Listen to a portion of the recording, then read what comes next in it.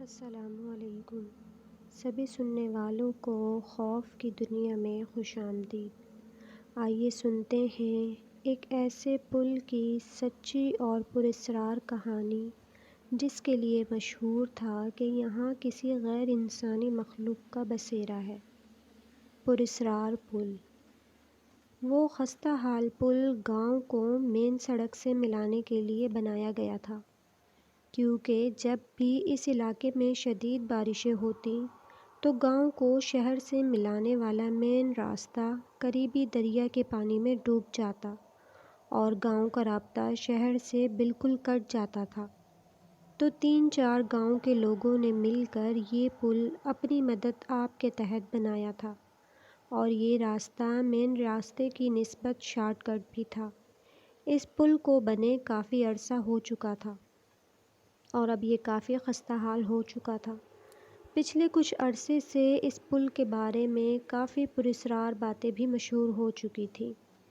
کچھ لوگوں کا کہنا تھا کہ اس پل کے نیچے کسی پراسرار مخلوق کا بسیرا ہے۔ یہاں سے رات کے وقت اکثر روشنی نظر آتی اور بعض اوقات بچوں کے رونے کی آوازیں بھی آتی۔ انہی باتوں کی وجہ سے لوگ دن کے وقت تو اس پل پر سے گزرتے، مگر شام ہونے کے بعد کوئی بھی اس طرف جانے کا نام نہ لیتا، اور اگر کوئی بھولے بسرے رات کو یہاں سے گزرتا بھی تو اس کے ساتھ کوئی نہ کوئی حادثہ ضرور پیش آ جاتا۔ انور بھی اسی پل کے ملحقہ ایک گاؤں میں پلا بڑھا تھا۔ اس نے میٹرک تک تعلیم حاصل کی اور باقی تعلیم حاصل کرنے کے لیے شہر اپنے چچا کے ہاں چلا گیا۔ اس نے شہر میں اپنی پڑھائی جاری رکھی اور انجینئرنگ کی ڈگری حاصل کر کے ایک پرائیویٹ فرم میں اچھی تنخواہ پر انجینئر لگ گیا۔ اس کی ثنا سے شادی ہو گئی۔ ثنا انور کے اسی چچا کی بیٹی تھی جن کے گھر رہ کر اس نے تعلیم مکمل کی تھی۔ ثنا اور انور کم عمری سے ہی ایک دوسرے کو پسند کرتے تھے اور دونوں کے گھر والوں کو بھی کوئی اعتراض نہیں تھا۔ دونوں اعلیٰ تعلیم یافتہ تھے اور ان میں انڈرسٹینڈنگ بھی تھی۔ انور کو کمپنی کی طرف سے شہر میں ہی گھر بھی مل گیا تھا۔ وہ چاہتا تھا کہ اس کے والدین شہر اس کے پاس آ کر رہیں، مگر اس کے والدین اپنا گاؤں اور اپنے آباء و اجداد کی زمین چھوڑ کر شہر جانے کو رضامند نہ تھے۔ وہ انور کے بڑے بھائی امجد کی فیملی کے ساتھ گاؤں میں رہ کر خوش تھے۔ انور کو جب بھی موقع ملتا وہ اپنے والدین سے ملنے کے لیے گاؤں کا چکر لگاتا۔ بعض اوقات ثنا بھی اس کے ساتھ ہوتی اور کبھی وہ اکیلا ہی اپنی گاڑی پر آ جاتا۔ اس بار انور اور ثنا نے عید الاضحیٰ گاؤں میں کرنے کا فیصلہ کیا اور عید سے ایک روز قبل وہ اپنے گاؤں کے لیے روانہ ہوئے۔ راستے میں شاپنگ کرتے اور پھر گاڑی خراب ہونے کی وجہ سے کافی دیر ہو گئی۔ شام راستے میں ہی ہو چکی تھی۔ انور نے لمبے راستے سے گاؤں جانے کے بجائے اس پراسرار پل والے شارٹ کٹ راستے سے جانے کا فیصلہ کیا۔ جب ثنا نے یہ دیکھا تو اس نے انور کو اس راستے پر سفر کرنے سے باز رکھنے کی پوری کوشش کی۔ ثنا نے انور سے کہا، انور، تم تو جانتے ہو نا جس پل سے ہم نے گزرنا ہے اس پل کے بارے میں کتنی باتیں مشہور ہیں۔ انور نے ثنا کی بات سن کر قہقہہ لگایا اور اس کے ہاتھ پر ہاتھ رکھتے ہوئے کہا، ثنا، کیا تم بھی یار اتنی پڑھی لکھی ہو کر بھی دقیانوسی باتیں کرتی ہو؟ مگر ثنا کے چہرے پر پریشانی کے آثار واضح تھے۔ وہ انور کی اس بات پر صرف اتنا ہی کہہ پائی کہ اتنی باتیں مشہور ہیں، کچھ تو بات ہوگی ہی۔ انور نے اس کی بات کو نظر انداز کرتے ہوئے گاڑی کے ایکسیلیٹر پر پاؤں کا دباؤ بڑھا دیا، جس سے گاڑی کی رفتار میں مزید اضافہ ہو گیا۔ ثنا نے اپنی طرف والے گاڑی کے شیشے کے ہینڈل کو گھما کر مزید اوپر کر دیا، حالانکہ شیشہ تو پہلے ہی مکمل بند تھا، لیکن ثنا نے اپنی تسلی کے لیے مزید سختی سے ہینڈل گھمایا تھا۔ یہ دیکھتے ہوئے انور نے ثنا کو چھیڑتے ہوئے کہا، دیکھنا بیگم صاحبہ، ہینڈل ہی نہ توڑ دینا۔ یہ کہہ کر اس نے قہقہہ لگایا، مگر ثنا کی طرف بالکل سرد مہری تھی۔ وہ آنکھیں بند کیے منہ میں شاید کچھ پڑھ رہی تھی۔ اب وہ پل کے بالکل قریب پہنچ چکے تھے۔ ایک گڑھے میں گاڑی کے ٹائر لگنے کی وجہ سے گاڑی کو جھٹکا لگا تھا، اور اس جھٹکے کے ساتھ ہی ثنا نے آنکھیں کھولیں، اور 2-3 جھٹکے کھانے کے بعد گاڑی بھی بند ہو چکی تھی۔ انور نے 2-3 بار کوشش کی، گاڑی اسٹارٹ نہیں ہو رہی تھی۔ اب ثنا کی پریشانی میں مزید اضافہ ہو چکا تھا۔ کیا ہوا انور؟ گاڑی کیوں اسٹارٹ نہیں ہو رہی؟ اس نے انور کی طرف دیکھتے ہوئے گھبراتے ہوئے پوچھا۔ کچھ نہیں ہوا ثنا، ہو جاتی ہے ابھی اسٹارٹ، لگتا ہے گاڑی گرم ہو گئی ہے۔ تم پریشان مت ہو، میں بونٹ کھول کر دیکھتا ہوں۔ ثنا نے جلدی سے انور کا ہاتھ مضبوطی سے پکڑ لیا۔ نہیں انور، تم باہر مت جاؤ، دیکھو باہر کتنا سناٹا اور کتنا ویرانہ ہے۔ ثنا اتر کر چیک تو کرنا پڑے گا نا، ایسے کب تک بیٹھے رہیں گے؟ یہ کہہ کر اس نے آہستہ سے ثنا کے ہاتھ سے اپنا ہاتھ چھڑایا اور گاڑی سے نیچے اتر گیا۔ ابھی انور گاڑی سے اترا ہی تھا کہ کوئی وزنی چیز آ کر اس کے سر سے ٹکرائی، اور اس کی آنکھوں کے سامنے اندھیرا چھا گیا۔ وہ چیخ مار کے زمین پر منہ کے بل گر پڑا۔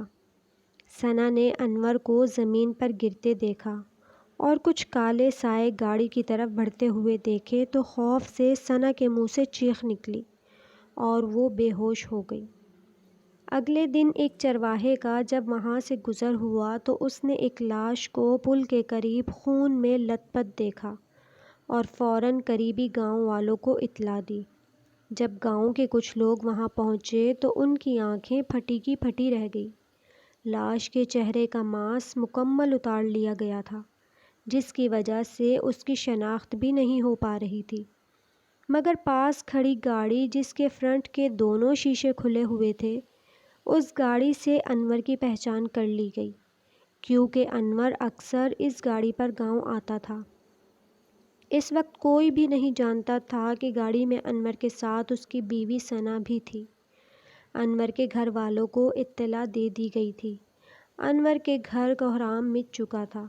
اس کے بوڑھے والدین غم سے نڈھال ہو رہے تھے، اور آس پاس کے گاؤں میں یہ بات پھیل گئی کہ کسی پراسرار مخلوق نے انور کو مار ڈالا ہے اور اس کے جسم کا ماس اتار لیا ہے، جبکہ اس کی بیوی کو وہ پراسرار مخلوق اپنے ساتھ لے گئی ہے۔ یہ خبر ثنا کے گھر میں بھی پہنچ چکی تھی۔ اس کے گھر والے بھی گاؤں پہنچ گئے۔ ثنا کے والد حشمت نے گاؤں والوں کی تمام باتیں مسترد کرتے ہوئے اپنا اثر و رسوخ استعمال کرتے ہوئے اس معاملے پر پولیس کو آگاہ کیا۔ پولیس اور فورینسک کی ٹیمیں جائے وقوع پر پہنچ چکی تھیں اور تحقیقات کا آغاز ہو چکا تھا۔ دوسری طرف انور کی لاش پوسٹ مارٹم کے لیے بھیج دی گئی اور رپورٹ کا انتظار تھا۔ پوسٹ مارٹم کی جو رپورٹ آئی وہ بہت چونکا دینے والی تھی۔ رپورٹ میں بتایا گیا تھا کہ انور کے سر پر کسی بھاری پتھر سے وار کیا گیا تھا اور کسی تیز دھار آلے سے اس کے چہرے کا ماس اتارا گیا تھا۔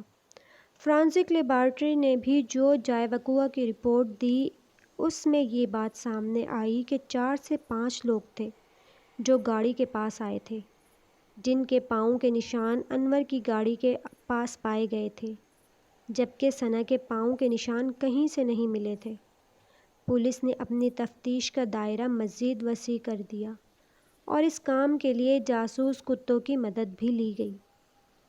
بہت جلد ہی جاسوس کتوں کی مدد سے جائے وقوع سے کوئی 1 کلومیٹر دور ایک اور گاڑی کے ٹائروں کے نشان بھی ملے، اور جاسوس کتوں کی مدد سے وہ نشان پولیس کو ایک حویلی تک لے گئے۔ یہ حویلی اس علاقے کے ایک با اثر وڈیرے کی تھی، جس کے اندر داخل ہونا پولیس کے لیے اتنا آسان نہیں تھا، لہٰذا پولیس نے اپنے ہیڈ کوارٹر رابطہ کیا اور اعلیٰ حکام کو ساری صورتحال سے آگاہ کیا اور مزید نفری کی ڈیمانڈ بھی کی۔ جلد ہی پولیس کو مزید نفری اور اس حویلی کے سرچ وارنٹ مہیا کر دیے گئے۔ کچھ مزاحمت کے بعد پولیس حویلی میں داخل ہو چکی تھی اور تیزی سے حویلی کی تلاشی لی جا رہی تھی۔ جلد ہی پولیس کو ایک چھوٹا سا کمرہ نظر آیا جس کے دروازے پر ایک بڑا سا تالا لگا ہوا تھا۔ پولیس تالا توڑ کر اندر داخل ہوئی تو کمرے میں کچھ لڑکیوں اور کچھ بچوں کو قید کر کے رکھا گیا تھا۔ ان لڑکیوں اور بچوں کو فوراً وہاں سے نکال کر محفوظ مقام پر منتقل کیا گیا، مگر ثنا ان میں بھی نہیں تھی۔ پولیس نے سرچ آپریشن مزید تیز کر دیا اور آخر کار ایک اور کمرے سے ثنا بھی نیم بے ہوشی کی حالت میں مل گئی۔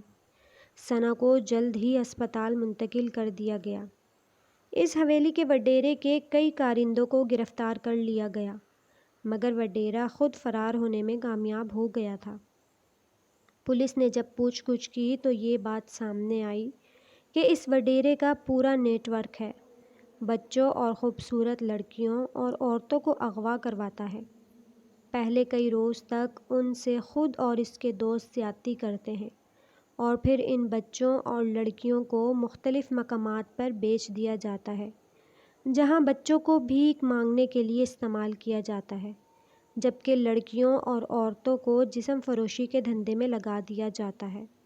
ثنا کو بھی کئی بار نوچا گیا تھا اور اب اسے بھی آگے بیچنے کی تیاری ہو رہی تھی، مگر پولیس نے عین موقع پر پہنچ کر اسے بچا لیا تھا۔